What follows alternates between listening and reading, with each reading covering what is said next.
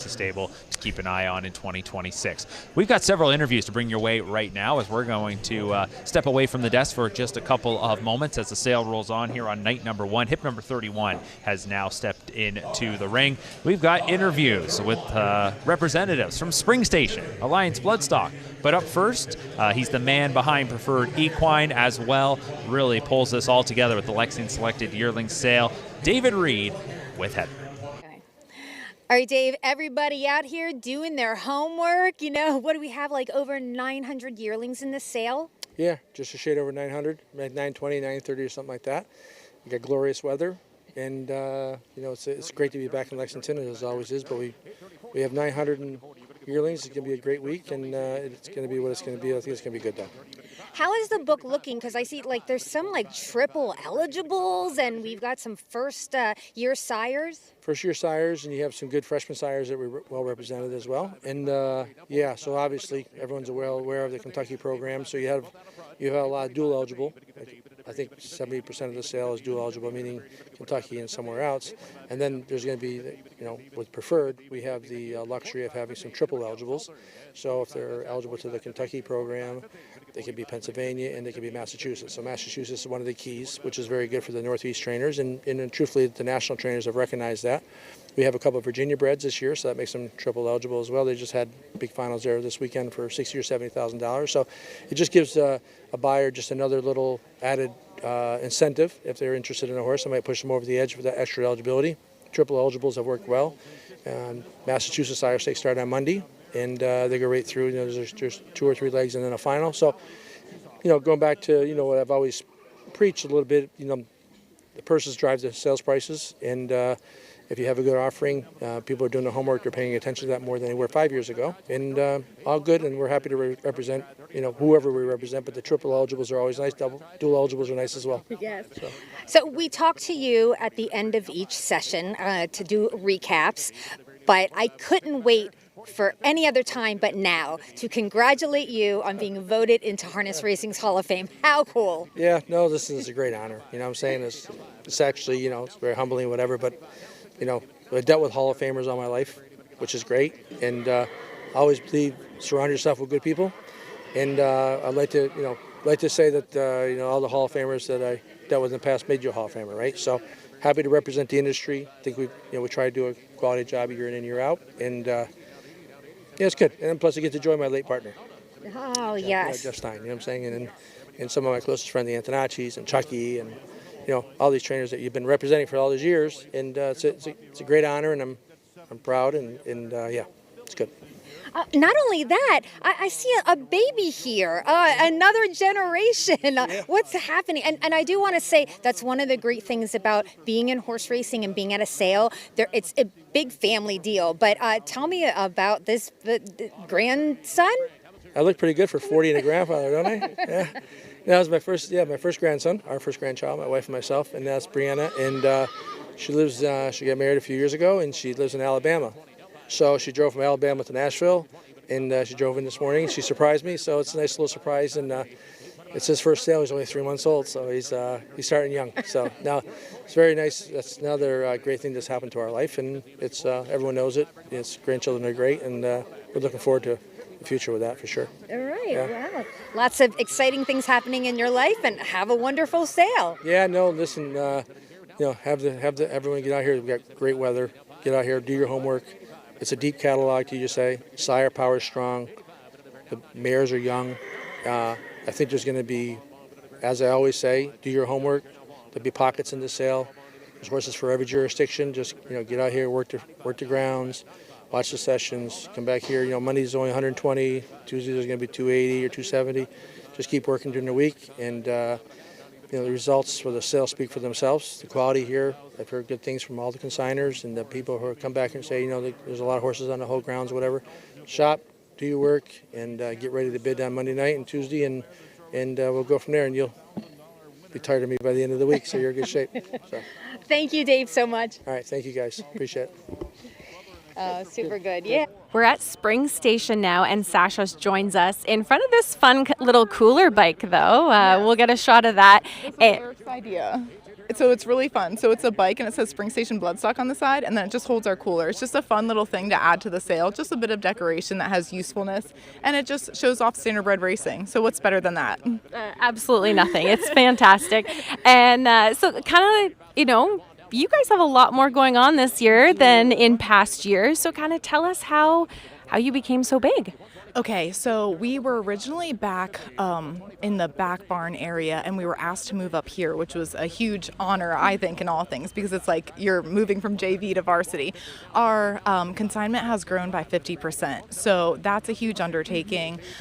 We've done a bit of things differently this year just because we have so many horses, so we've added for aesthetics, we've added more decoration and things like that. But we're really proud of our yearlings this year. We feel like our consignment is good. We've grown in all the right ways. We're just kind of trying to master what we're doing, and it's a learning process all in the way. So I'm really proud of how our yearlings look. I think they look great. Their coats look great.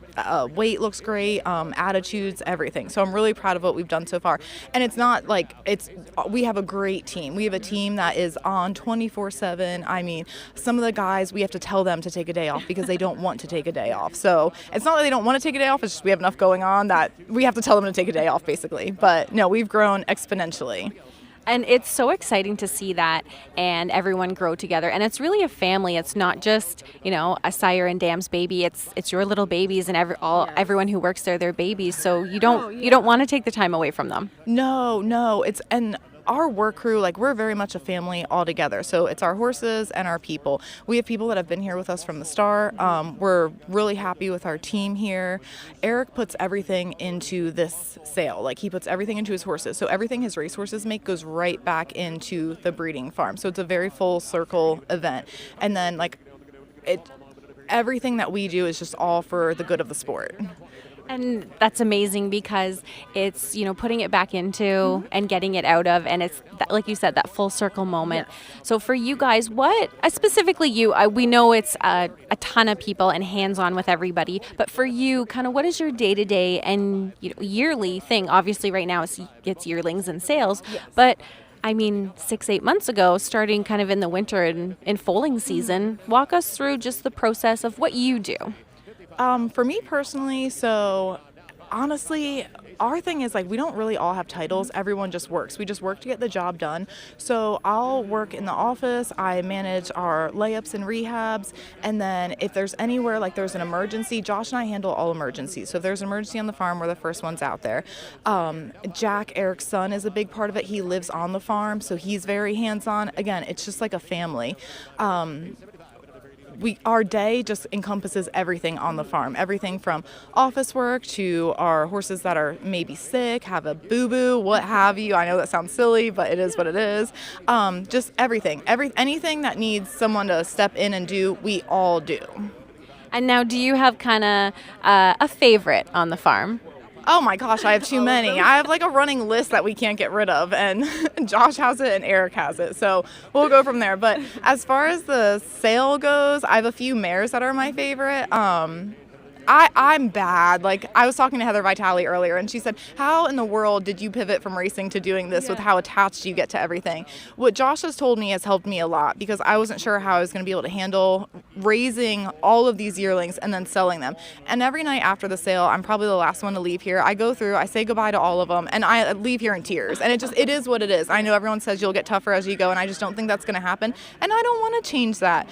But Josh always tells me that it's great that we are doing what we are doing because we care so much. And I know everyone cares, but we genuinely care about each mare, about each foal, about each yearling. So maybe getting attached isn't so bad. You know what I mean? Because we'll go that extra mile. Absolutely. And you mentioned your racing background. Tell us about that and kind of how you grew up with horses, got into horses. Oh, I did not grow up with horses at all. My whole family, they're all commercial fishermen. I took my first riding lesson when I was 9. Always loved horses. Was obsessed with Briars and all that growing up. So at 9, I took my first riding lesson. And my mom, it's a running joke that my mom dropped me off at the barn and never picked me back up.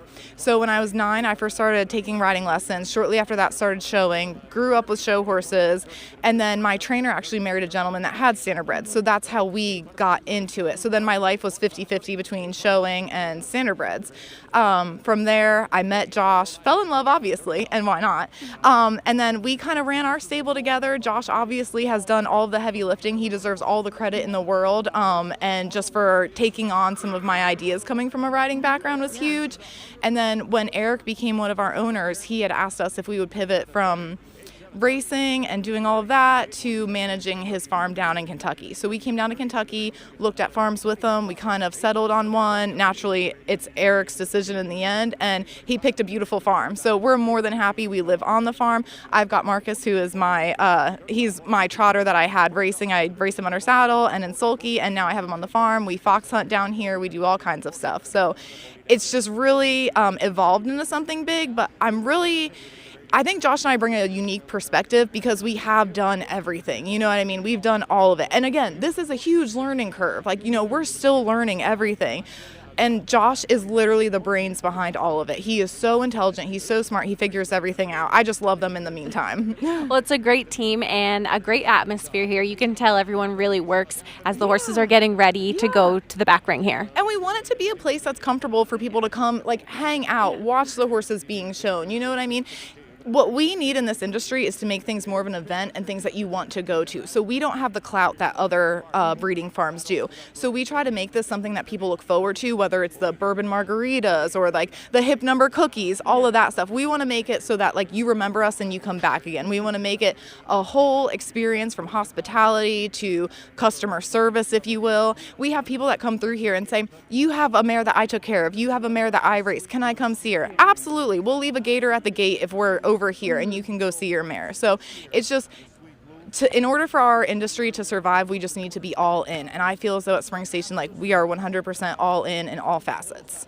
And how special is it for, past clients to come back or those who have said, I have a connection to one of your horses and want to be a part of, your life here? I think it's amazing. I absolutely love it. The beautiful girl that took care of Bond, Sina, she came and saw Bond. She walked out to her field and Bond literally ran up to her and they hugged. She hugged her and Bond hugged her back. And it was beautiful. And that's what you want. It's all about your connections with horses and with people. And we just want to provide a little cushion for that for everyone to have the same experience. Well, thank you so much for joining us here and taking time from Spring Station to join us on Lexington Live. You're so welcome. Sorry if I was scatterbrained. Just all the all. stuff going on, but thank you so much. Thank you. All right, Sean, the big question, Alliance Bloodstock. How did this come to be? Yeah, I didn't realize we threw everybody for a loop. Like, everybody's super confused about it, but it is a simple story. Diamond Creek, last several years, has gotten to where they're selling as many horses for other people as their own. And at the same time, Bob was ready to kind of sunset and close the chapter on Northwood consign at public sales. And so, very friendly with Bob always, and he brings a ton to the table. So it was just a natural, like, this makes too much sense not to try. And so far, I feel really good about it. Yeah, let's talk about Bob. He really does bring a lot to the table. So how are you guys benefiting from that? I think we learn by osmosis, just him being around and the experience level. And it's a good history lesson sometimes because a lot of us, our knowledge doesn't go back very far. And right, he can fill us in on who and what was going on prior to, the latest generation. And so it's really been invaluable. Appreciate it. Okay, so where does Diamond Creek stand now? Like, what's Diamond Creek doing? Yeah, Diamond Creek's still doing all the same things, just not putting its name out there as a consignor at the public sales because we have this new brand alliance. And so Diamond Creek still does everything else, stallions, breeding, racing, the whole nine. And so really business as usual. It's just a new name. It's the same people you've always seen, plus Bob. And Ashley Bako came over from Northwood as well. She's an excellent showwoman, and we're enjoying having her. And what it did for the public is it took two mid-level consigners, put them together to make them a large consignor. So we'll be probably, I know we're 80 head in Harrisburg for yearlings, and then we expect 150 mixed sale horses up there. So be a strong number two size-wise to preferred is how we see it. So now then let's talk about Lexington and how many you have in this sale. Mm-hmm. I believe there's 53 total, and everything from the major states to the more regional areas. We kind of have something for everybody. Equally strong pacers to trotters, and we really are super diverse. And so I think every shopper will have to stop here at some point this week.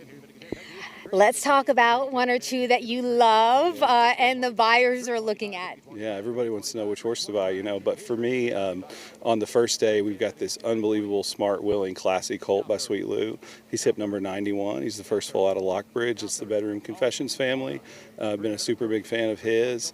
I've got an unbelievably fast Muscle Hill colt with a ton of leg and hip 180 that came from Diamond Creek. And the list goes on and on. I could go on forever, but just to tell you quickly, a couple colts that I really like would be those two. And then on the pacing side, I'd have to go with, for me, there's this incredible athlete that's super agile that people should look out for in hip 342. Her video would be definitely one to key in on. And then, the one that's been out of the barn the most might have the best maternal line of any filly in the sale on the pacing side, and that's the one out of Beach Gal. So you've got Maximus Mickey with his Canadian Pacing Derby and Hoosier Derby coming in, but that's also the sister to Ammo and Always a Mickey and so many others. And so Beach Gal's over here. It's a bulldog filly that's dark black, and everybody's really enjoying. Right. Well, best of luck at the sale. And really, this is cool. Has thrown people for a loop, like you said, but exciting stuff when something new is happening in our sport. It's important. Yeah, at least it's an icebreaker conversation starter, so I'm having fun with it. Well, I'll see you soon. Thank you so much. Thanks, Heather. Have a good day. We're here now at Cane Run Farms, and Elizabeth joins us. This is a family-run business, so before we kind of get into the horses, we have a special horse to talk about for tonight. But how's the family involvement? We're third generation, my brother and I, family farm, and we've been around since 1982. My parents purchased the farm, and our family used to own Castleton, so we've long time in the industry, so it's just fun to keep it going, and we really enjoy the horses. That's amazing. And how is it, growing up in this industry? I grew up in standardbred racing, so with the horses, but a little bit different. So on the breeding side. Right, yeah, I know. I grew up and I would always be waiting. Oh, are they going to call us? We're going to have a foal. And we were just so excited. And I'd have friends spend the night, and we'd kind of be hoping, are they going to call us? But, it seemed like never really happened at the time. But, I don't know. I took over the farm. It's been 25 years now. And, it's crazy how it's been. But I just grew up, and I always loved horses. I used to show, and here I am. I can't believe I'm still doing it. So it's not just the breeding of the horses, but it's bred into people as well. Yeah, it's totally, it's a lifestyle. Definitely quite the commitment, I'm sure, as you know. And if you're not a horse person, you don't always understand how farm life works. But you really have to have a passion for it. Let's get into tonight. We've got one on the books for Monday night. Tell us about him and kind of how is he, your personality, all of those things. Yeah, I'd be happy to. He's hip 55. He's chimpanzee out of Dene, and he's a cool horse. He might be one of her last foals. She's 21 now, and she's just been above and beyond what a broodmare could ever we'd hope to be. She's Hall of Fame, and she's produced several champions.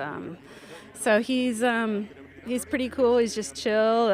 He's built like the chimpanzees out there that are racing well. He's very strong, and he's a May foal, so he's got some growing to do. But I think he's the only chimpanzee colt tonight. I think there's 4 total in opening night. So hopefully we'll just see. He's had some interest, and we'll just see what happens.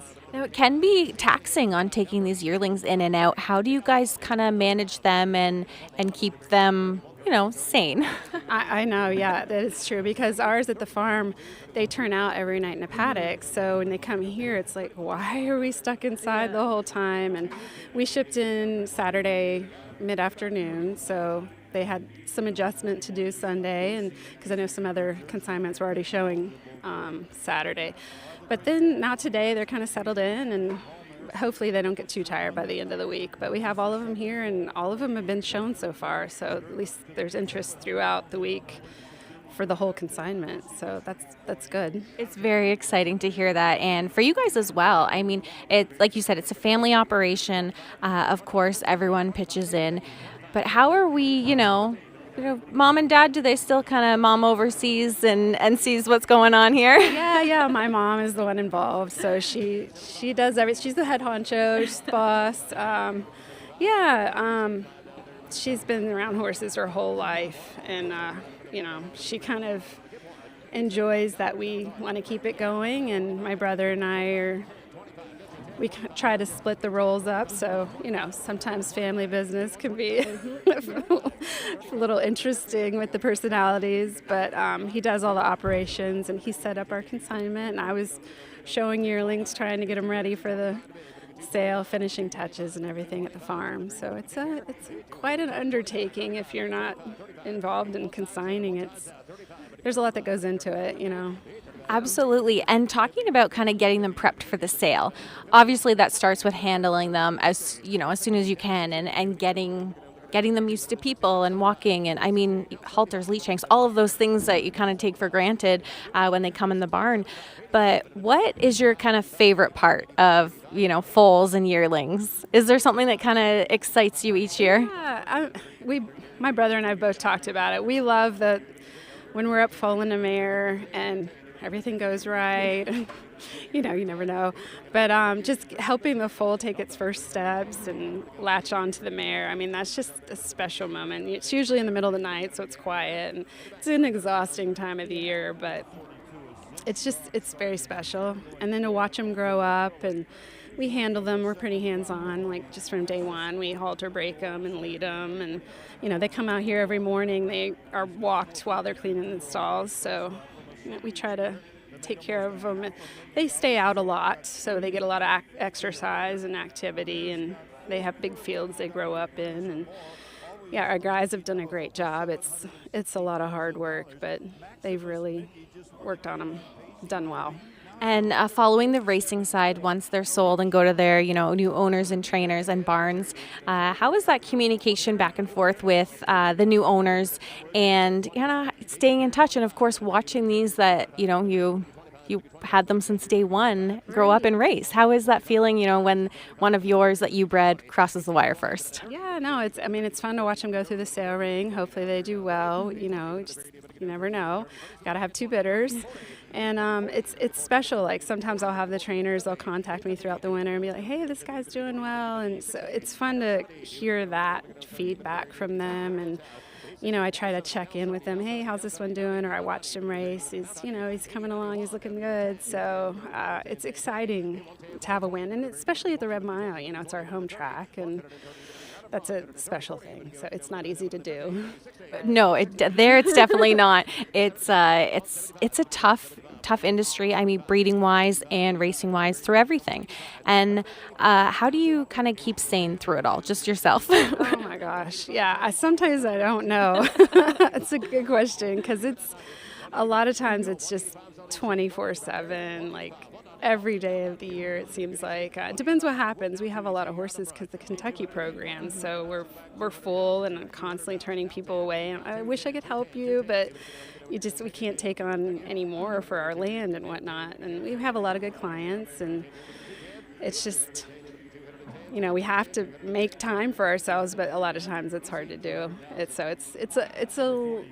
definitely a bit of a balance and trying to figure all that out. So. And before we wrap up here, the family's back here in the lawn chairs, watching the sale as they go, and waiting for your horses to turn to come up and get prepped. Now, where are we watching as they go through the ring? Usually we stand, so we're kind of in between where the back walking ring is and where they walk inside, like the corner, like kind of near where the van drivers are. We're kind of outside, just kind of watching to see what happens. When we sold Damien, we went inside because he was a special one, and we thought, well, there's a lot of buzz, and we've had a lot of shows, and we think this one might be special, and it really was. Yeah. Is there one off the top of your head that's like the one that stands out that's the most special to you? It doesn't have to be a sale topper or a farm topper, but just one that kind of... Or just in the past? In general, yeah. Oh gosh. There's been so many over the years. It's been fun. I don't know. I enjoyed Propulsion. That's been a while, but I got to go to Europe and watch him race so many times, and meet a lot of people that I never would have met if we didn't have this horse that went on to do all this, and just make connections and get to travel. And so it's just something you wouldn't have done if I had chosen to do something else in life. So it's really special. For sure. Ed, congratulations on everything in the past and the decades of family, and good luck this week. And we look forward to seeing how it all works out. Thank you. We do too. Yeah, we hope for a good sale and for everybody. Hopefully it's a great week. Perfect. Thank you. Harness Racing Update covers the sport from all the angles, with news, opinion, features, photography, and the most comprehensive racing, breeding, and sales stories in the game from around the globe. It's all delivered by a deep, diverse, and talented team of writers and photographers. Plus, HRU's popular Twos in Training series on YouTube gives you the first look at the stars of tomorrow. And the best news? It's all free. Subscribe to HRU today for free at harnessracingupdate.com. Preferred Equine Online has proven time and time again to be the industry's online provider, selling the highest price horses in all categories online, including racehorses, broodmares, yearlings, weanlings, and stallion shares. Full service, trusted and transparent. Contact Preferred for your online sales needs at www.preferredequineonline.com.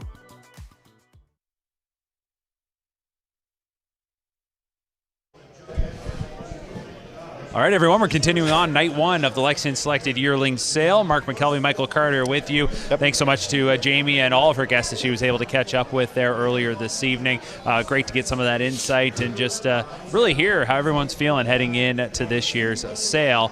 Over the course of the last, what were we there, about 25, 30 minutes we were catching up with various participants. We've had several notable horses that sold, so we wanted to recap some of them as we bring you back up to speed. Hip number 44 currently in the ring. We'll start with hip number 32, Mike, and this was a Poppy Rob Hanover colt out of Caviar Alley. Of course, that standout pacing mare. She made close to $2 million, had a mark of 48 flat. This was her third foal. It ended up bringing $75,000. Yep. We weren't exactly sure what to expect, and you mentioned to me first time that she's had one sell as a yearling. Yeah, the others have been homebreds, right, with the Caviar Act 2. The Caviar farms like to hang on to some of these Caviar Alleys. So this was the first yearling to sell by Caviar Alley. Did sell for $75,000, which was interesting because the second dam has produced some really nice horses, one including All Speed Hanover, who made $819,000 in career earnings. Hip number 34 was Emmy, a Bay Filly by Chapter 7, and this here is a full sister to Fourth Dimension, former Dam Patch Award winner as a 2-year-old. That first dam, that Muscle Hill mare's had 6 winners, 4 in 55 or better. I mean, this one speaks for itself, and brings $275,000 to continue the strong trend of trotting fillies bringing big bucks. Yeah, the average price here was $149,000, 3 in Lexington, 2 in Ohio, which is interesting that this horse the dam had 2 sell in the state of Ohio. Did have a $200,000 Lexington Selected yearling purchase in 2016. That was Fourth Dimension. And Blue Cartier sold for $200,000 in 2023. So no surprise there on $275,000. And being a Chapter 7, New York eligible, there'll be a lot of racing on the smaller tracks, half-mile tracks. It's proven there in the family. Fourth Dimension, no problem with it. Valentina Blue as well. Then you get that Kentucky eligible in them, though, and you wonder maybe how that translates to the big tracks should they opt to come here to the Bluegrass. Hip number 36 is one that's going to end up bringing $48,000. And, I mean, you look at the page, it's a world champion first dam in Ariana G, but at this point now, we've already seen 4 previous foals. Mind you, they're all winners, but she hasn't really hit that home run yet in terms of a Grand Circuit star, and maybe that's just where we're at now because this yearling by Wallner brings $48,000. Yeah, the average before this evening was $325,000. Had 2 sell for over $300,000. That was Skydiver and American Power. And like you said, hasn't really produced a whole lot of Grand Circuit power. And when you're spending a lot of money on these yearlings, you're expecting a little bit of Grand Circuit, maybe in return, some maybe sire stakes in return. Bringing just under $66,000 just ain't cutting. Well, so we move on now to hip number 38, and we talk about a mare that's, again, had several foals, 7 of them prior to the one that came into the ring, 5 of them winners, most notably that Carl. So here was the half-brother, or half-sister, I should say, to Carl. Hip number 38, $320,000. This one, by all accounts, and I actually went into the sales pavilion to watch this one sell in person. What a looker. Not a surprise when you're talking about the family here. And a Father Patrick that brings $320,000. For Father Patrick, I mean, that's a pretty good accomplishment, I think, here on night one. Yeah, and the Damn Avalicious has yet to sell one. This is the first horse that has been sold. I don't have any notes here, so that must mean that this horse had not sold any yearlings prior to this. But a half to world champion Carl, $320,000. Really expected, a big number on hip number 38. And we got it. Yep, $320,000 for that filly. Carl, of course, now set to stand stud, and it was a little bit of a mystery at times exactly what was going on with Carl, but kudos to the connections as they were really just taking their time with this guy and keeping everybody up to date as this summer rolled along, and now he is set as he will be standing, I believe, Southwind Farms is where we're going to find Carl. So we'll move on now to hip number 41, and actually I skipped one ahead. I want to go back to 39. Getting ahead of myself here. There's lots to talk about. Vernacular was hip number 39. New Jersey, Kentucky eligible colt by Wallner out of Sarcy by Donato Hanover. Here is a half brother to Tactical Approach and to Double Deceiver, who we knew here locally in the United States, but Double Deceiver has certainly taken his game to another level since moving over to Europe. First of all, though, we talk about Tactical Approach. You're talking about a Dan Patch Award winner, and then Double Deceiver, a standout in Europe. So it is no surprise here that this one was going to bring 6 figures, but $150,000. I feel bad saying that maybe it could have been more, but I'm sure the connections had high hopes. Yeah, you would think so. I mean, you've got a Hambletonian winner. Granted, it was a surprise Hambletonian winner in Tactical Approach. You've got Double Deceiver, who raced overseas and last raced in the $1 million Yonkers International Trot. The second dam has produced some really nice horses as well. This was a half brother to Tactical Approach. The average price, though, was $79,400. Okay. So the connections have to be, got to double their profits back for Sarcy. So we'll see what Vernacular has to prove in the states of New Jersey and Kentucky. Hip number 46 is in the ring right now. $235,000 is where we're at. I don't want to go to that one just yet, though. Hip number 41 was a Wallner Colt, New Jersey, Kentucky eligible. This was the second full from a Cantab Hall first dam, and this one brought $300,000. Interesting here. One yearling sold in 2022. That was in Lexington for $110,000. Currently 0 for 2. So I'm a little surprised at the price here of $300,000. Now, we talked a little bit earlier about Sire Wallner and how he's produced some really nice horses. So we'll have to wait and see what this one can bring along. But the second dam did produce Security Protected, who made $673,000. You got 50 Set Piece, who made over $500,000 internationally. So maybe there's something that maybe something I'm missing off the page here. Hip number 42 is one of the Bulldog Hanover selling here tonight. $200,000 ends up being the price. This here is going to be a half-sister to Maximus Mickey, who recently won the Canadian Pacing Derby. That's a great update. If you're a consigner, you're a breeder sending one into the ring, you love when the pedigree reader up there has an update like that to read. And Bulldog Hanover, this is, as we were talking about, one of those mares that he got the second time around as the quality continues to rise. Yeah, the average price here was $122,000. You have the likes of Always a Mickey, who sold for $40,000 and then made $746,000. I'd like to get that ROI. Yeah. That's all I'm saying. That's a heck of a turnaround. You'll take that for sure. And the connections, the cancillaries are just doing terrific there with Maximus Mickey. Was a good winner there in the Canadian Pacing Derby. A bit of a surprise winner, but definitely deserving in that case. Hip number 43, I just want to mention, that was a half-sister to the great Be a Magician. That one went through the ring and ended up bringing $57,000. That's the Ohio bred that we were talking about. That was the lone one tonight, right? That was the lone Ohio bred on the trot tonight, the Ready for Money. In fact, I was talking with a few people earlier. We were talking about how surprised we were to see a Ready for Money on night number 1. So, Not the lowest selling horse of the night. Kind of got a mid-range price there. I was really kind of interested to see what this trotter would bring. And, you said the trotting filling ranks are going to be something special tonight. This was an embryo transplant as well. So we'll see what Always Be Ready will bring to the table. Hip number 44, Ohio, Kentucky eligible filly out of Warwee, Butte. We talked about that family a little bit earlier tonight, and it's a great update here when you talk about it. When you look at the page, if you're not necessarily tracking racing this season all that closely, you just see that the first foal for Warwee, Butte's name is Brute. At the time of the catalog, he had a qualifying mark of 156, a beaten best of 53. He's a tall, dark stranger. It just says record at 2.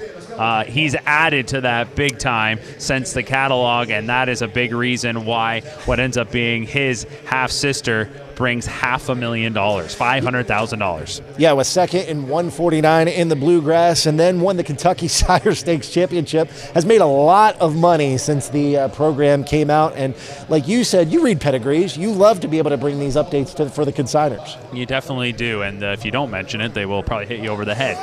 You've got to mention those ones. Warwee, Butte again, just some high speed. It's been passed on to Brute, as we have seen, and that's a pretty good group of 2-year-old pacing colts this season, I have to say. I get to watch Bojangles up close and personal back home. Obviously, Frantic Hanover showed up, and then some of those that have been racing down here in Kentucky. It'll be good to see them all match up, hopefully, at the Breeders' Crown. So that kind of gets you caught up to speed as you've been tracking along as we've been talking. Hip number 46 was one that, as we were catching on up, we mentioned was also commanding a pretty good ticket. $265,000 ended up being the price there on Hip 46. A tactical landing, what is a half-sister to Bond. Yeah, Bond sold for $80,000 here in Lexington in 2021 and made just shy of $1.5 million. The average sale price there, $179,000. The Southwind Farms is having a great night at the sales ring. They really are. I mean, that's a family, too. The second dam is Bella Dolce. Third dam is Pizza Dolce.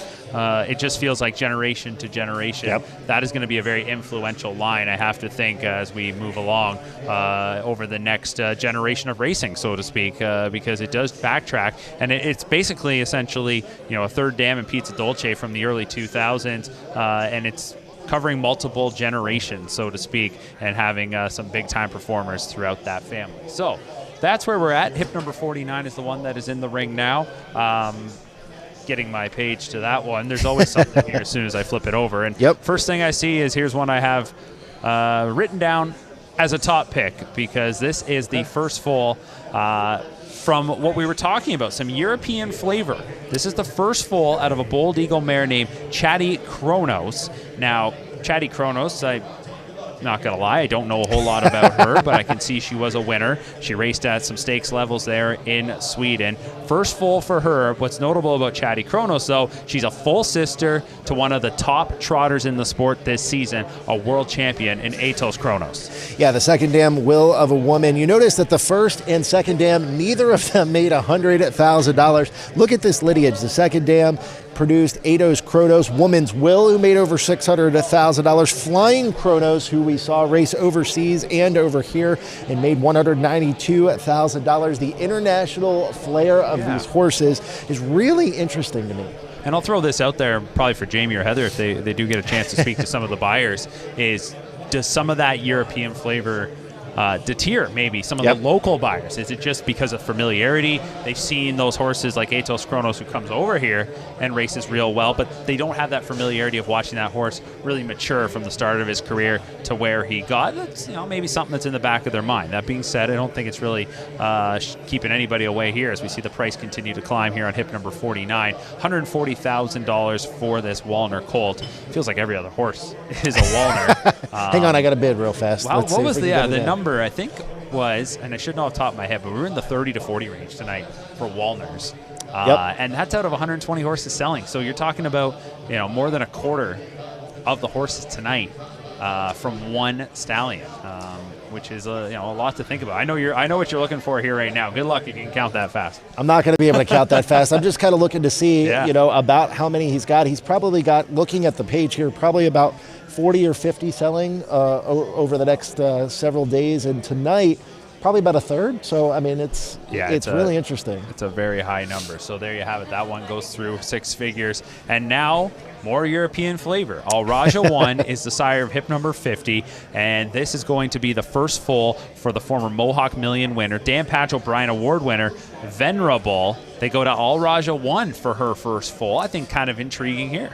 Yeah, Al Raja 1 currently standing in Italy, if I have that fact correct. In fact, was trying to do some research on where Al Raja 1 exactly was. The only thing I could find was that he was in Italy. The second dam, Jolene, made $231,000, produced Crucial, who was an 8-time winner at 2 and 3, earning $528,000, including multiple stakes races, and is the dam of world champion Maryland. The consignor here, this one bred by Cameo Hills Farm, and I talked about just the quality that they bring. Not always really about quantity with them, it's really more about quality, and that was evident last year in terms of their average sale price, which was in the 6 figures for the 2024 Lexington sale, and they're going to get a good price here on this colt. So Al Raja 1, that first crop, is going to maybe hit a home run here. $350,000 we're already up to, and continuing to skyrocket. I think Al Raja 1 actually showed up on the comeback trail racing this year over in Italy, somewhere there in Europe. I saw a headline at one point, so racing career might still be going, but the next career could be pretty lucrative by the looks of things here. But you're just talking about such a class family in terms of Venerable, what she did on the track. It's her first foal, so that's already heightened intrigue. And then Jolene, as you mentioned, that second dam. So $500,000 here. Where's this one going to top out at, Mike? We're going to get a pretty good price here. Yeah, the current sales topper is at $800,000, and we are well on our way. It is jumping by $25,000 and $30,000, currently sitting at $575,000. Clearly, there are some really nice, attracted trainers and owners taking a look at this horse. This is a New Jersey eligible horse. New Jersey has a lot of money when it comes to the Sire Stakes program. You see a lot of Muscle Hills out that way. You see a lot of Walners out that way. You've got your Tactical Landings and whatnot. So there's a lot of money to be had in the state of New Jersey, while also prepping for some of the big races, including the Hambletonian, as the hammer drops at $575,000. All right, so congratulations there to the Breeders' Cameo Hills Farm, as they'll be super happy about that one. The first foal out of Venerable by Al Raja 1, $575,000. It's a good point you bring about New Jersey. The money is there for sure, but just being a single state eligible these days sometimes is maybe not always going to get you that extra little bit of money when the hammer drops. In this case, though, I don't think they really left any dollars not spent in terms of hip number 50. So we're moving on to hip number 51. The night does continue here. You don't have to look very far ahead to find horses that you're going to be intrigued by and to be curious what they're going to bring. I got a couple of questions for you. We'll kind of get away from the horses just for a second, but maybe about the Lexington experience. Do you remember the first time you came to Lexington, whether it was for sale, for the Grand Circuit? Do you have a memory? Yeah, it was back in 2017. I actually broke my foot and had to spend the entire time in the announcer's booth with Gabe Pruitt at Lexington. I sat in the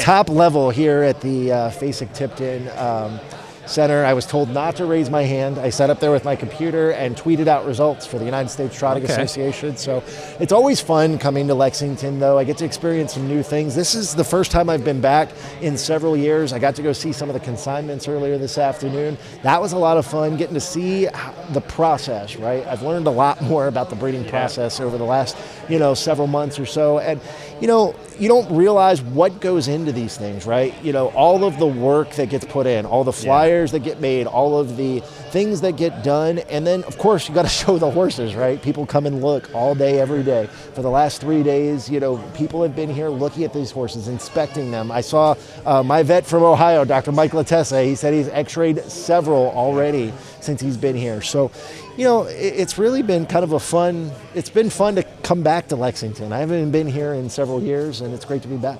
It's a wonderful place. Really nothing beats it. And I mentioned that off the top if you've never been a part of it. Minus the bugs that are flying around right now. Listen, I swallowed one earlier, so it's a little bit of protein. I didn't swallow one. One just wanted to give me a little peck on the cheek. But nonetheless, coming here to Lexington, it's a blast. The Grand Circuit, the Red Mile. I remember coming here as a youngster quite a bit, each and every year for the Grand Circuit, coming to the sale and just parking myself in a seat inside that sales pavilion and just writing the results for each horse and trying to take a stab at guessing what they would go for. I'd have to think a younger me right now would say, wow, these prices are incredible. I remember getting pumped up when you saw one go for $200,000. So to see these prices like the ones that have been coming tonight, over $500,000, 800,000, it's truly cool. I can actually remember just a little bit. I can remember, though, when the old Tattersall sales pavilion was still there in the first turn at the Red Mile.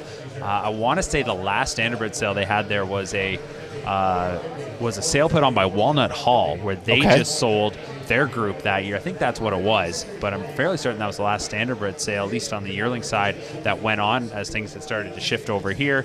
I mean, there was days when you had 2 sales, and then eventually there was an amalgamation, and now this really is a premier sale for standardbreds here in North America, and it draws interest and buyers from around the world.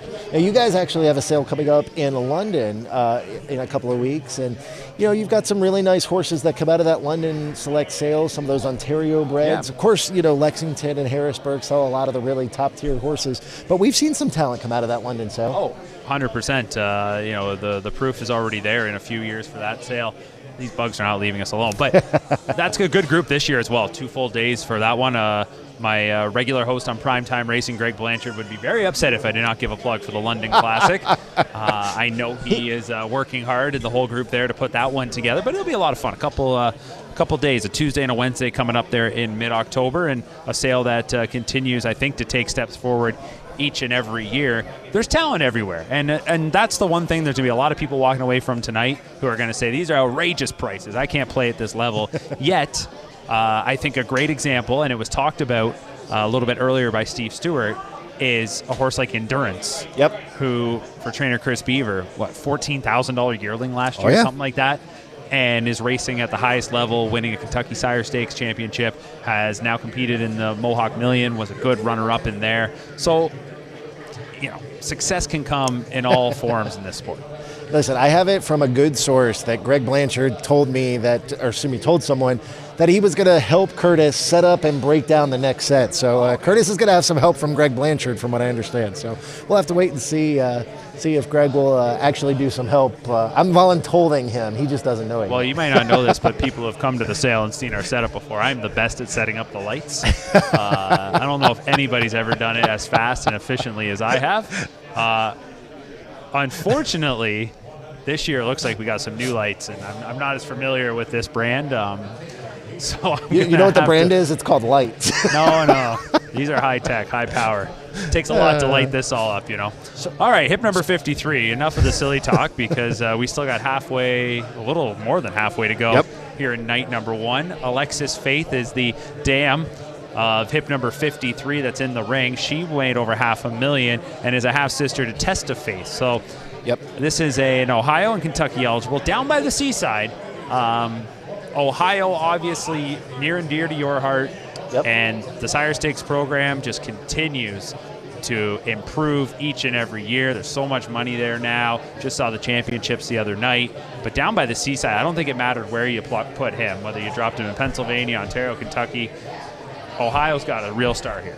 Yeah, I would agree with that. Down by the seaside, won multiple stakes races throughout his career. He's done a lot to put Ohio on the map over the last several years from a breeding aspect.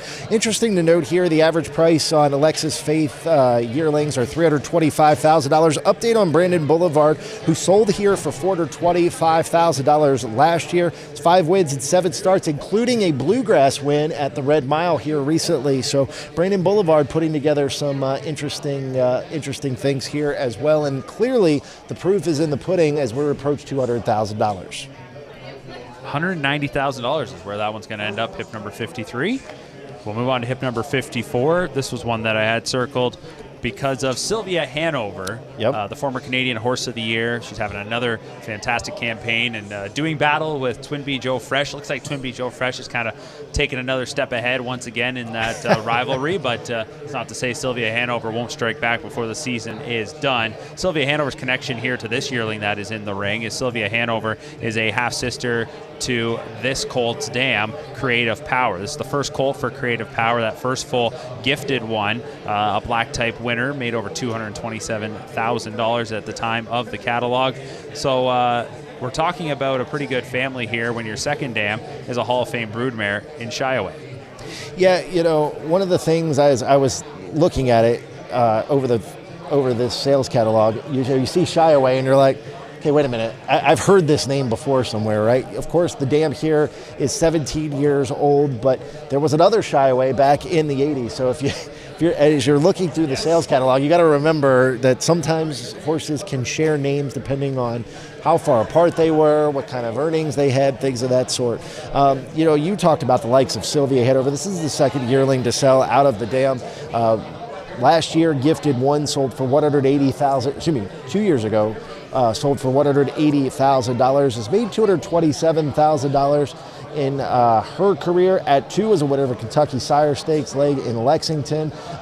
Did finish second in the Kentucky Sire Stakes final. That is a restricted event. You see that R1 there. So we have the graded stakes program now. We've got those grade 1, 2, and 3, but we also have those restricted races, right? The restricted 1s, 2s, and 3s, so that you can kind of play along in those state-bred programs, which, by the way, these state-bred programs, I mean, don't get me wrong, there's a lot of money there, but, from a Grand Circuit aspect, sometimes it's not worth it to hit the Grand Circuit right away. Yeah, and I'm not a fan of that necessarily, but I don't blame owners and traders who go after that money. So I do get it. The graded stakes that you mentioned there, I'm part of that committee, and I can tell you that for all the people who were a little critical this season, I will tell you, don't worry.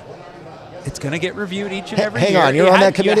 Yeah. Us folks at Northfield Park want to have a conversation with you. Okay, that's exactly it. You're like the 100th person who said that to me. So, but to my point, I had to start somewhere. I agree. It wasn't going to be perfect from the start, but it had to start somewhere, and I think at least when I say I think we as a committee found the right balance, and now you can start as the years go along to really adjust and make those moves. And very similar to how the thoroughbreds do their graded stakes, there's going to be ratings, there's going to be points put on these races based on the quality of the field you attracted and who raced in what. It's not always just going to be about purse, but unfortunately when you're starting how many years behind another breed that's already got that established, which, by the way, people don't think it's perfect over there either. I just want to point that out.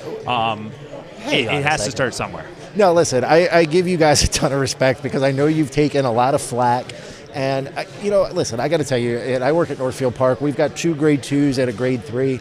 And it's tough, right? You look at all these races, and harness racing has a lot of stakes races on the calendar. In fact, as I was going through the sales catalog tonight, I mean, I'm sitting there highlighting grade 1s, 2s, and 3s. There are a lot of stakes races. And it's really tough. I know some people, they felt, quote-unquote disrespected or whatever. Come on. Listen, if your event is a grade 2 this year, you could take another look at it next year, and maybe it'll be a grade 1 event. I mean, look at the fields that we produced this year. Prince Hal Hanover won the Milstein. So as you go, these things are going to kind of grow along. And like you said, we're starting several years behind the 8 ball. So you know what? It was a great start, and I personally love the graded stake system. I think it, while not perfect, I think it's great just to have just in general, right? We need to have those stakes races that are top-tiered, middle-tiered, and then maybe those lower-tiered stakes events. Well, I'll tell you who the biggest proponent of it are, and that's the people who are the most impactful in a week like this. That's the breeders. Absolutely. They were the ones who really did want it, and I will take your argument there and file it away when we have our next meeting. It's a compliment, though, in all seriousness, because you guys, it's a thankless job, right? Yeah, but at the same time, too, I think we're in a sport where you open up a sales catalog and every horse has black type, and that's just not really, it's defeating the purpose of what black type is supposed to be on a sales catalog page. So enough of that as well. Geez, we're kind of getting off on some tangents here. I expected that would happen. I thought it's you and I, so maybe. Well, maybe. I didn't know if somebody else might come along and want to share some thoughts. The bar's been pretty steady, so there will probably be a few guests as the night gets a little bit later who might have a few things to say. Yep, just one more. That's what they'll say. All right, hip number 56 is in the ring. New Jersey, Kentucky eligible. Give Heaven Hill. This is a Walner filly. Yep, you guessed it, a Walner filly out of the muscle mass mare Danica, and she was a winner at 2. First full for her. Even though the accomplishments aren't necessarily huge for that first dam, I like seeing a winner at 2. I like knowing that horse was able to be ready to go right off the hop gets that mark at least and showed that can get to the races, because kind of takes away any of the mystery, or at least gives you a little bit of hope that, hey, the mom got there, of course the sire did, and there's lots in this family when you're talking about Hip 56. Yeah, absolutely. And, the second and third dam are real producers, right? The second dam produced Kendro, made over $200,000. The third dam with Chimpanzee, Iteration, and Thinker Monkey, who a lot of people really haven't heard of, placed well in the Bluegrass Stakes. That was a Grade 3 event. Won a leg of the New York Sire Stakes out at Yonkers Raceway, was third in the Empire Breeders' Classic. And I think some of those stakes races that kind of get not forgotten about, but the Zweig, the Empire Breeders' Classic, some of those big-time New York stakes races actually produce some really nice horses. They really do. Yep, I agree with that. Let's take a look now. We're still at 56. I was just kind of looking ahead to hip number 57, and again, thing I always highlight on a page is when you have a mare that has her first colt. That's what we're going to have, a Muscle Hill colt that's going to come in hip number 57. And for me, Muscle Hill, again, like we said, not going anywhere, still going to produce results. And this will be interesting to see what hip 57 brings here, because Darlene Hanover, that first dam, that Chapter 7 mare, she made close to $600,000. She had a mark of 51-4, a proven stakes winner who raced at a pretty high level, and not just, again, on those sire stakes scenes like in Kentucky. She, for the most part, didn't mind traveling around. She went to Vernon. She got to the Red Mile. She made trips over to the other places across the board, as I'm looking here and just speaking gibberish, but you know what I mean. She was well traveled is what I'm saying, and she was a very good mare. Also had a good market too, 53-4. So her first colt is coming to the ring here now, and again, a Muscle Hill that I think is going to bring a good coin. Yeah, this is the second yearling out of the dam. The first out of the dam was Delightful Yankee and sold for $325,000 last year, is yet to make a start. So we're not really sure what Darlene Hanover can produce thus far. But the second dam did produce Delilah Hanover and Delaney Hanover, both stakes winners. The third dam, check that out, Donato Hanover. It's hard to forget Donato Hanover. He was a world champion, former Dan Patch Horse of the Year, Trotter of the Year 2 years in a row. You got Here Comes Herbie as well in that mix, who made $365,000, and we're up over 200 already with hip number 57. All right, so we continue on here on night one of the Lexington Selected Yearling Sale. Thanks so much for tuning in. Again, drop us a line in the comments on Facebook or YouTube, wherever you are watching. We'll try and get to those a little bit later on. Hey, we're probably going to need the content. We can talk about the horses, but it's a long night. We'll be back tomorrow as well, and as this night moves into the second half, we know Jamie and Heather are roaming around, and they're hoping to catch up with some of the buyers. Now, the difficulty can be is that some of the buyers, they're hoping to maybe buy another one. So they might not necessarily have that window, but I understand Heather was telling me that she spoke to Andrew Harris. He said he would be happy to chat in a little bit. I see Cam, our main man, operating the cam, coming back here with Jamie, so they may have been able to catch up with some individuals. So we'll have more chats to bring your way as this Muscle Hill colt in the ring, $300,000. And there you go. The hammer drops. Heard the auctioneer call it in the back. There you go. Muscle Hill colt rings $300,000. Next up is hip number 58, New Jersey, Kentucky eligible colt, Nights in Miami. Great name. I like that one. A bay colt by Walner out of Date Night by Bar Hopping. Another first foal, as we've seen quite a few of those. So some young mares represented. Date Night, she was a Grand Circuit winner. In fact, she loved it here at the Red Mile. She won the Bluegrass and the International Stallion Stakes, so back-to-back weeks on the Grand Circuit at age 2. Finished with over $400,000 in earnings and a mark of 50-4 taken at 2. High speed at a young age, and a Walner colt, again, could be a pretty good recipe. Yeah, 50-2 for a trotter at 2 is pretty incredible. That's all I'm saying. Yep. First yearling out of the dam, Date Night. The third dam, Day for Night, was a Dan Patch 3-year-old trotting filly of the year in 2000. Produced Aspen, California, who made over $100,000. Chocolate Day, who raced internationally. It's good to see some of these international horses kind of make their stamp, right, in this sale. Not just with their sires and dams, but with horses that are their offsprings. It's nice to see some of those that are being purchased, say, in Lexington or Harrisburg, and being shipped overseas to race. Well, this one wasn't necessarily picking up the steam that I thought it might.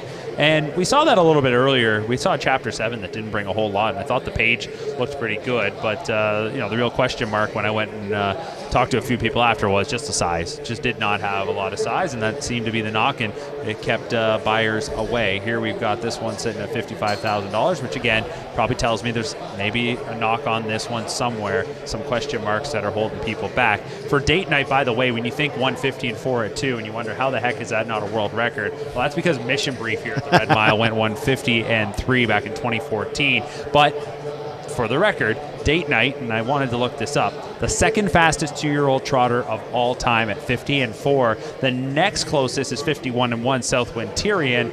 And then 51 and 2, you get a long jam with the likes of Carl, Mr. Big Spender, and Selfie Queen. So Mission Brief, that 50 and 3 mark at 2, Mike, that's one of those world records going to stand for a while, already going on a decade.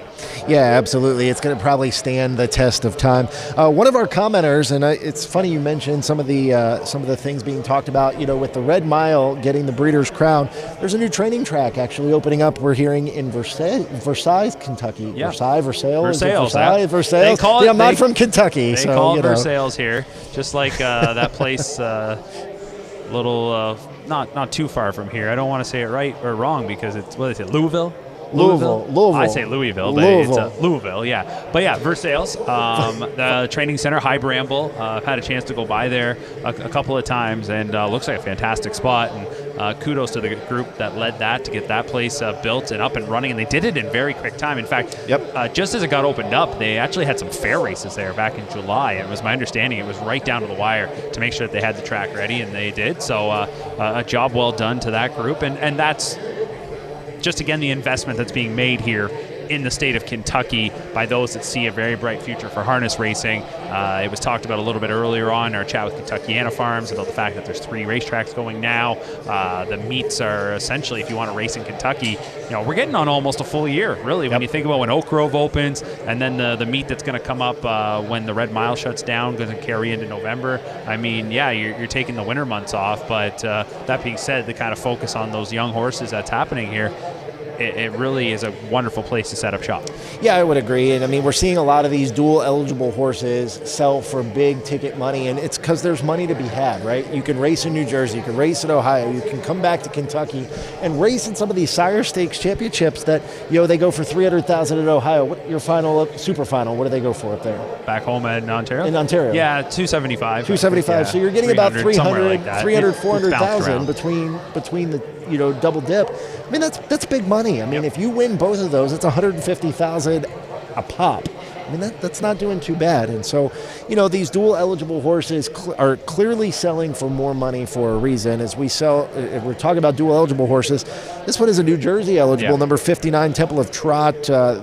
Check Me Out, the average is $214,285. And we talked a little bit about this lineage earlier this evening, and clearly it is coming to fruition here with $475,000 currently on the table. Yeah, Check Me Out, a world champion. Her accomplishments we talked about earlier, but as a broodmare, she's had 6 winners. King of the North, the most notable, still a remarkable Breeders' Crown winner there back in 2022 at Woodbine Mohawk Park for Ray Schnitger, who had so much success with this family. Trained the Dam, trained King of the North. And again, it's one of those mares where I've put a lot of focus on the young mares in this sale tonight that are represented, but here's one in Check Me Out who, she's been around the block and she's still producing, and the price is up now to $485,000. The hammer drops there. Pretty good. Another Walner, and the Walner average is going to be something to really track as this night goes along. It may possibly be available on the Lexington website already, although those results obviously take a little bit of time to catch up as the night goes along. So as we did a little bit earlier, we got through 30 horses, and then we took a little bit of a timeout to bring you some of our conversations that Heather and Jamie were able to have. I'm looking over to my right. I can see producer Curtis back there. I'd actually love, Mike, if we could get Curtis. Like you watch a podcast, like you watch like Pat McAfee or something, and the whole crew behind the scenes can chime in and talk. Some of the comments I get in my ear, I mean, it's just pure gold. Maybe, in another life, I think Curtis might have been a comedian. And might have been? Do you know why I'm saying that? Because I know he's not listening. Because he's not listening to us, that's why. Curtis. He's having just one more. Where are we going to go now? If we decide to throw, we're going to interview who? Anthony McDonald. I thought Anthony McDonald was barred from this show, but apparently not. So after we get the results here on hip number 60, we are going to have a conversation with Anthony McDonald of TheStable.ca. And what do you got for us? We've got the sire statistics up through, say, hip about 50. Okay. Walner at 1.8 million, Chapter 7 at 1.2 million, Tactical Landing at 1 million. The 3 millionaires, all trotters. Yep. Not one pacer above $1 million so far. And a trot-heavy night, so Yes. to be expected. We talked a bit about this family already in Darlene Hanover. Well, here is First Dam and Delilah Hanover, first full in the ring. And again, it's a Walner filly, hip number 60. It just doesn't seem to stop. The Walners just continue to roll on through. And Delilah Hanover, I mean, she was a Grand Circuit winner at 2, carried that over with success at 3, made over $300,000. And her first full in the ring is going to bring $325. We'll see if the hammer goes. Real quick, I want to touch on something. Okay, go ahead. So hip number 60, you've got the book right there. Yep. Look at the lineage of hip number 57. I have it right here. Hip number 57 compared to hip number 60. Notice the only difference? The first dam. Yep. The second and third dam being the same. So some siblings that we're getting to see on this night as well. So the last one sold for a big ticket. This one also sells for a big ticket. Upwards of $350,000. So another big ticket Walner. That's where it's going to go. So I do want to quickly, before we throw to the interview with Anthony McDonald, just skim ahead over the next few that are going to sell, because I had a couple of angry viewers wondering why we weren't talking over some notable horses that were selling. I failed to inform them that don't worry, we're here all night. We would have a chance to talk about them. So if we're not back when hip number 66 comes in, this is one that I had certainly listed as maybe the top Bulldog Hanover in the sale. Hip 66 is the first full out of Fire Start Hanover. That standout pacing filly. She made 1.2, a Dan Patch Award winner. First full, it's a Bulldog Hanover. Should bring a pretty good price. All right, Michael, we can take a quick little time out here, rest our voices, and go to somebody who really knows how to talk. Anthony McDonald with Jamie McDonald. Anthony McDonald joins us now, just fresh out of the sale ring, number 36. Tell us about this purchase. Honestly, the horse, it kind of wasn't on my radar. I mean, you look at Walners, they're going to dominate today for the most part. There's so many of them selling, and you know, Ariana G, she's been kind of 0 for 4 in her foals, but you know, even Moneymaker, it's only a matter of time before kind of one hits.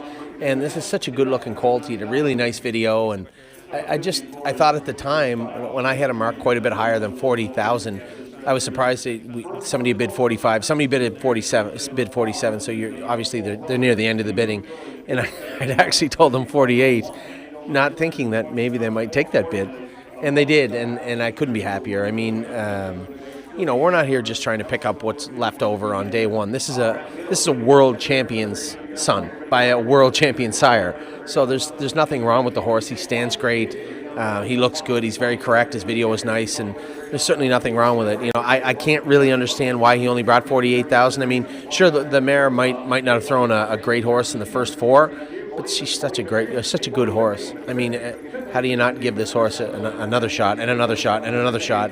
Eventually, Ariana G will hit, and I'd be very happy if it was with Superway. And, you know, fifth time can be the charm. When you're looking at these horses, conformation, size, attitude, how they're walking in and out of their stalls, what really brings your eye to them? You know, you make a good point. This time of night, after they've been in and out, especially as you can imagine how many times Ariana G's foal's been out of the stall, still having his ears up, willing to walk out of the stall, walk back in the stall, being happy, just seeing like seems like he's engaged. It may sound stupid to people, but these are all big deals. These are all point towards his overall attitude as a horse. And you know, he's got his ears up and he's looking around. It's late at night. There's lots going on. The horse is put together well. There's nothing physically wrong with the horse. He's put together well. He looks good. And quite frankly, at $48,000, it made it very difficult for me not to purchase the horse. And sometimes those cheaper horses sneak through, and there's lulls in the sale. There could be people are looking at the one before, the one after, a couple after, and you get a great horse for a great price. Well, I mean, listen, there's lots of people that look at it and say, well, it's Ariana G is full. I can't afford it. They're going to not pull it out of the stall. And there's people that also say, well, I could afford it, but I'm not really that interested in a horse that's 0 for 4 as the mare is concerned. So you have that mix of people that maybe don't feel they can afford it or don't want to bid on it. This horse here, when you get a horse by Wallner, you think all the people out there that know what Wallner's stud fee is. By Wallner, he's right there. He's perfectly correct. He's not too small. He's not too big. He's put together well. Everything says, geez, this is not a bad-looking horse. Out of a world champion mare, and you get it for less than the stud fee, I'd say we did pretty good. Well, congratulations on your purchase here with hip number 36.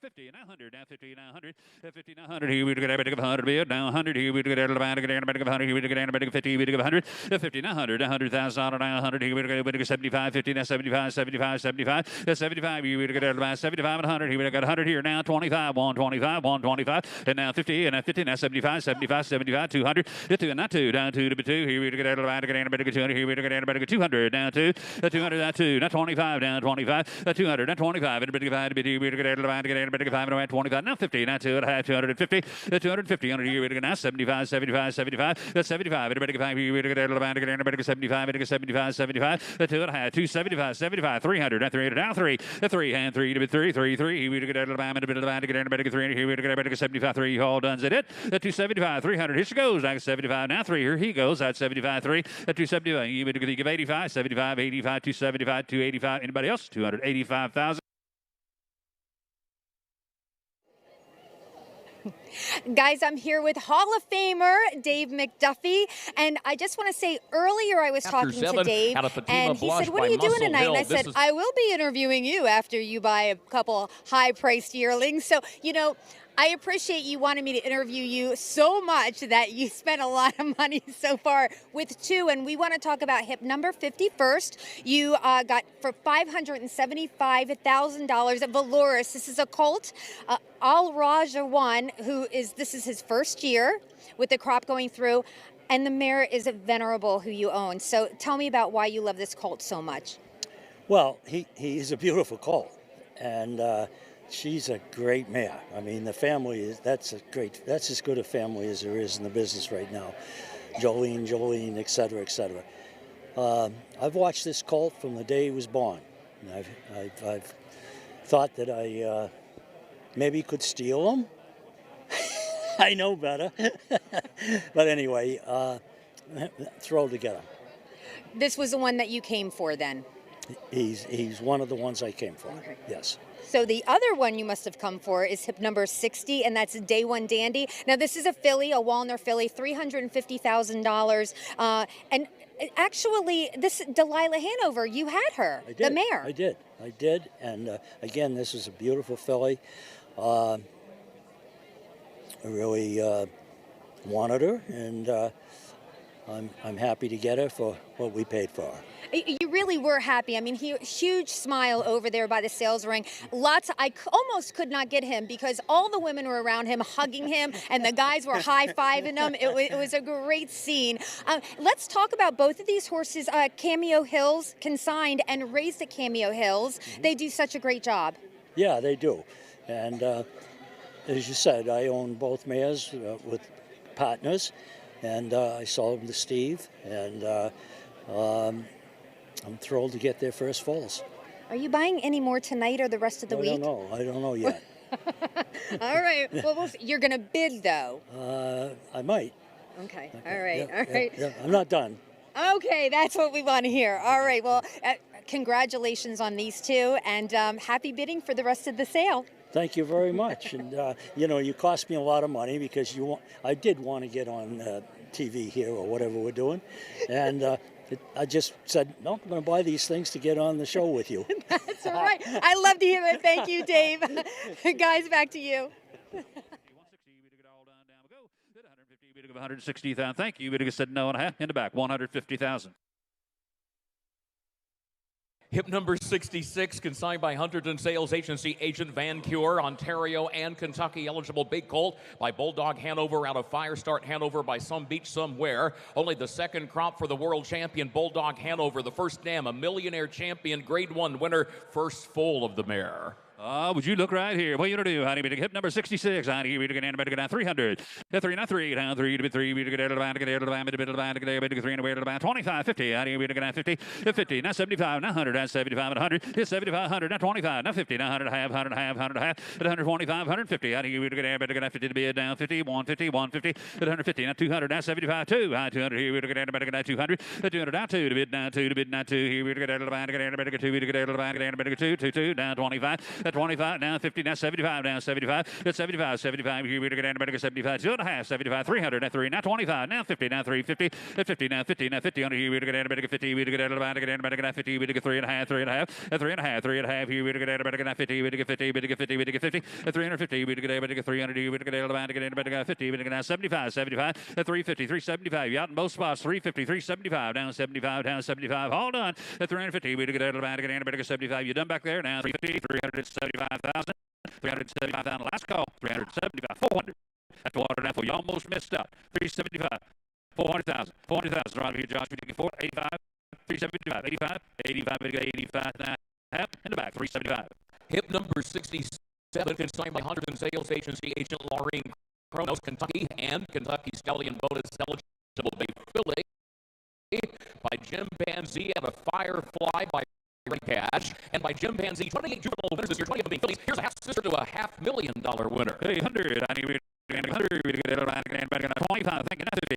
I don't have any, better get 50, better get 25, 25, going to be 50, we get it, 35, thank you, not 50, 35, 50, 35, 50, 50,000, we get it, 50, 60, 75, 75, 75, 75, 75, 75, 75. Tyler Jones joins us now from Cameo Hill Farms, and fresh out of the ring, you just sold almost back-to-back 4 right in a row between 50 and 60. You had 4 there, and all together over 1.4 million.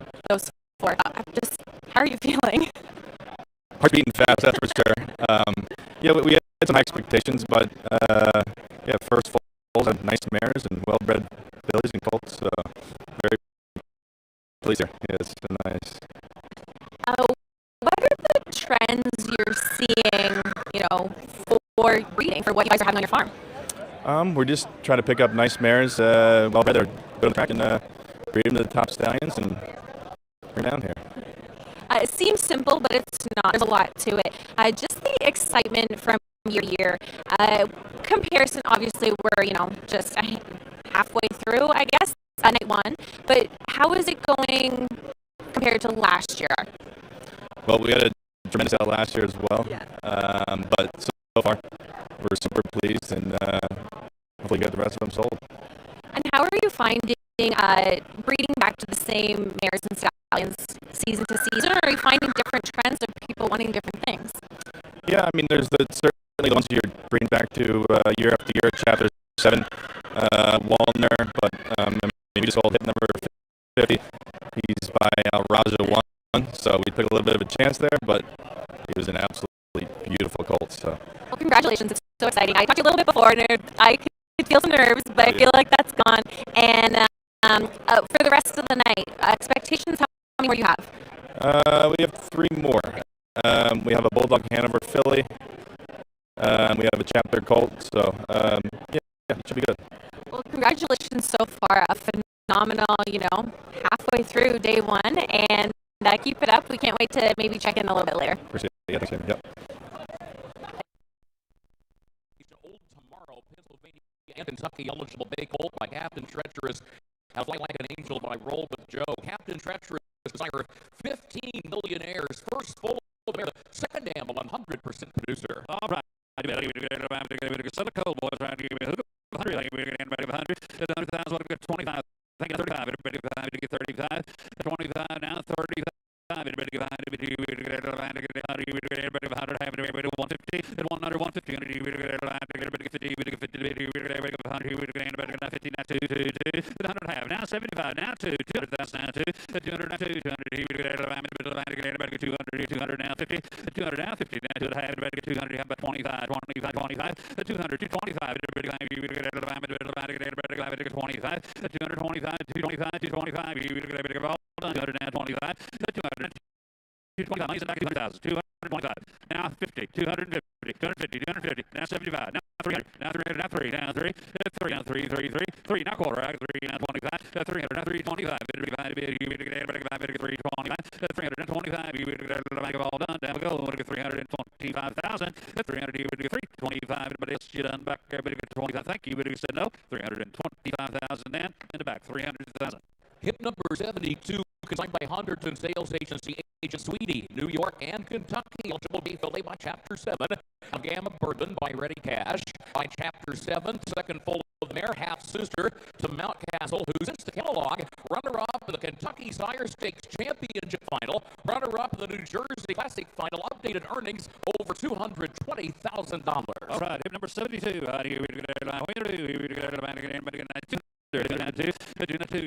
50, 35, 25, 35, 35, 35, 45, 55, 75, you would get 75, 100, 75, 100, 75, 100, 75, 100, you would get a racy looking gal right here, 75, 85, 85, 85, 85, you would get 85, 75, 85, 85, 75, $85,000 is all out, 75, 85, 85, 95, and now 100, and now $100,000, now 100, you would get 100 bid, now 1, at 100, 100, now 25, 110, at 100, now 10, 10, 10, whatever you think, 100, you would get 10, 100, boy, 10, 20, 15, 20, she is a racing gal, 115, 120, 120, 120, now 5, now 30, 125, 30, at 130, you would get 30, now 5, 40, 45, 50, 150, 150, 100, you would get 50, you would get 50, 50, 150, you would get 50, 50, 60, 60, 70, you would get 70, 160, 170, you would get 80, you would get 75, 80, now 80, 180, you would get 80, 180, 180, now 90, 190, 180, 90, 95, 200,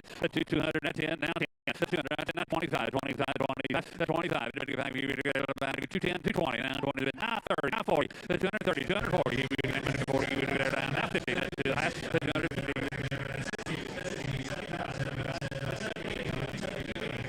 Wow, we have had our first $1 million horse of 2025 here at the Lexington Selected Yearling Sale. Hip number 70, just a few horses ago. Dejanay, a New Jersey and Kentucky eligible filly by Walner out of French Cafe by Father Patrick. Here's the half-sister to French Champagne, that standout filly. And we talked about it. It was going to be a trolley filly that would likely be the session and sale topper here in 2025. We're not done yet, but it continues. A $1 million filly here in Dejanay. You know, we used to look at these sales and go, $1 million. Maybe it's possible, maybe it's not.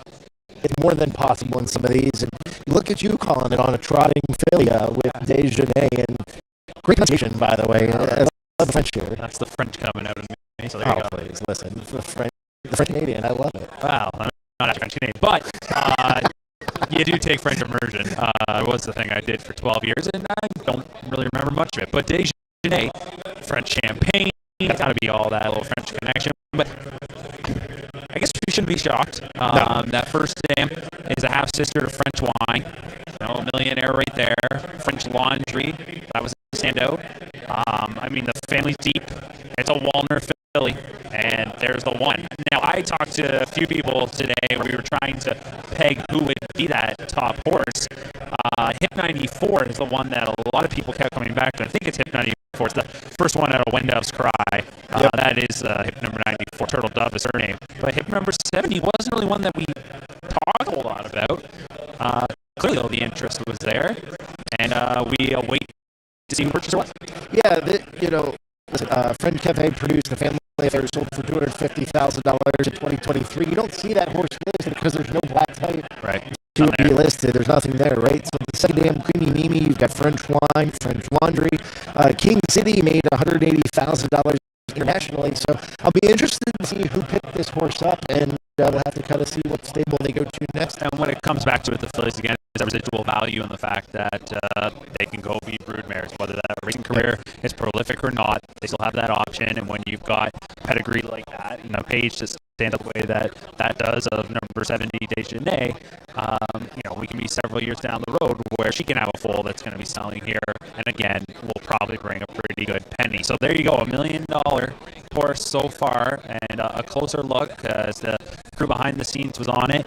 And good for Kentucky and Farms as they gave us some time earlier tonight to talk about things. And there they have a $1 million filly in hip number 70. And I mean, striking as you'd expect with all the Wallners, though. They always look real good. And I mean, she checks a lot of boxes. And now the question becomes, can she be that next $1 million horses so far? They haven't really necessarily always hit when it comes to on the racetrack, and there's so much pressure there. But it's funny, we kind of, for the most part, kind of ignore the $600,000 horses now. Yeah, $700,000 horses because we're so focused on those $1 million horses. End of the day, we were talking about it earlier. You can buy one for $14,000, it could be a champion. It's just a starting spot, and all you're doing is likely getting a leg up based on pedigree. Yeah, I mean, take a look at hip number 74. You see the averages, right? The law of averages kind of plays itself out. But the two top horses that this dam has produced, one sold for $70,000, one sold for $400,000. So, it's such a game, right? You never really know if the $1 million horse is going to be the $1 million animal, right? And when you purchase $1 million horse like that, you're looking at more than just racing. I think you're looking at breeding as well, correct? Yep, exactly. That is it. Hip number 66, I do want to go back to for a second. $375,000 was the price tag on that Bulldog Hanover colt. Before we stepped aside, we talked about that Bulldog Hanover was well represented by Hip 66, Ontario, Kentucky eligible. Van Kier, that is the first foal out of Firestart Hanover. And Firestart Hanover, she was a standout on the track.